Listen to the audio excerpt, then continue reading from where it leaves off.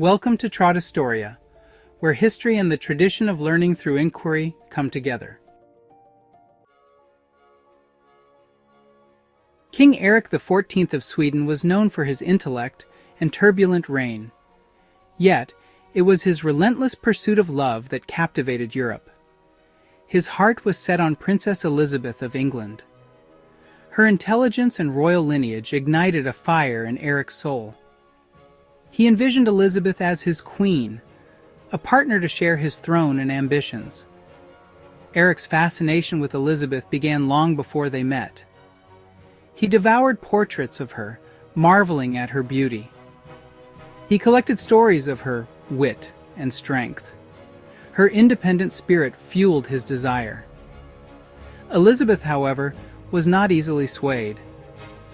She was cautious about foreign entanglements, particularly with a king known for his erratic behavior. Erik refused to be discouraged. He believed their destinies were intertwined. He saw their union as a merging of two powerful realms. His pursuit of Elizabeth was more than a love affair. It was a quest for a queen, a partner who could elevate Sweden's standing on the world stage. Erik's father, the formidable King Gustav I, disapproved of his son's infatuation with Elizabeth. Gustav, a pragmatic ruler, favored alliances that would strengthen Sweden's position against its rivals, particularly Denmark. He saw Erik's obsession with Elizabeth as frivolous, a dangerous distraction from the serious business of ruling. Despite his father's opposition, Erik persisted. He believed that love, even royal love, should conquer all. He saw his father's objections as a challenge to overcome, a test of his commitment to Elizabeth. Erik, never one to back down from a challenge, only became more determined to win Elizabeth's hand. He refused to consider other princesses, much to the frustration of his advisors. His heart was set. Erik's defiance strained his relationship with his father. The court watched with bated breath as the king and the crown prince clashed over the future of Sweden. Erik's courtship of Elizabeth was a spectacle that captivated Europe. He bombarded her with lavish gifts, each one carefully chosen to reflect her refined tastes. He sent her exquisite jewels from the royal treasury. He commissioned tapestries depicting scenes from Swedish history and mythology. Erik, a gifted musician and poet, poured his heart out in letters and sonnets. His words, passionate and pleading, spoke of his longing for her. He promised her a love that would outshine the stars, a devotion that would know no bounds. Elizabeth, known for her own sharp wit, likely found his outpourings both flattering and amusing. Erik also attempted to use political maneuvering to win Elizabeth's favor. He offered England military support in its ongoing conflict with France. He proposed a joint Anglo-Swedish trading venture that would bring wealth to both nations. However, Elizabeth remained elusive, neither accepting nor rejecting his proposals outright. While Erik remained fixated on Elizabeth, political realities forced him to consider other options. One such option was Princess Christina of Hesse, a young woman known for her beauty and her family's powerful connections. Erik, still harboring hopes for Elizabeth, approached the courtship with Christina half-heartedly. He sent ambassadors to Hesse, but his proposals lacked the passion and sincerity that had marked his pursuit of Elizabeth. Christina, sensing his lack of genuine interest, politely but firmly refused his offer of marriage. This rejection, while not unexpected, wounded Erik's pride. He was used to getting what he wanted. The situation escalated when a Danish fleet, perhaps sensing an opportunity to exploit Swedish vulnerability, intercepted one of Erik's ships carrying gifts intended for Christina. The encounter sparked a naval battle. further damaging relations between Sweden and Denmark. Yet a love was being forged in secrecy, and it seemed an unlikely match. Amidst the turmoil of his reign, Erik found solace in Karin, daughter, a commoner from a humble background. Their meeting, shrouded in mystery, marked the beginning of an intense love story. Some whispered that their paths crossed by chance, blossoming into something deeper. Others claimed that Karin had been presented to the king as a lady-in-waiting. Erik, captivated by Karin's intelligence and quiet strength, was drawn to her.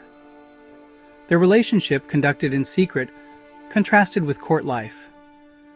In Karin, Erik found a refuge from the pressures of the throne. Karin was a match crowned in love, and she was devoted to Erik. Erik, defying convention and the disapproval of his court, married Karin in a private ceremony. He later crowned her queen in a public display of his unwavering love and devotion.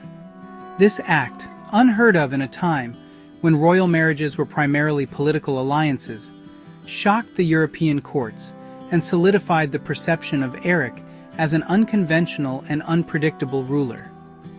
Despite their love, their happiness was overshadowed by Erik's growing mental instability.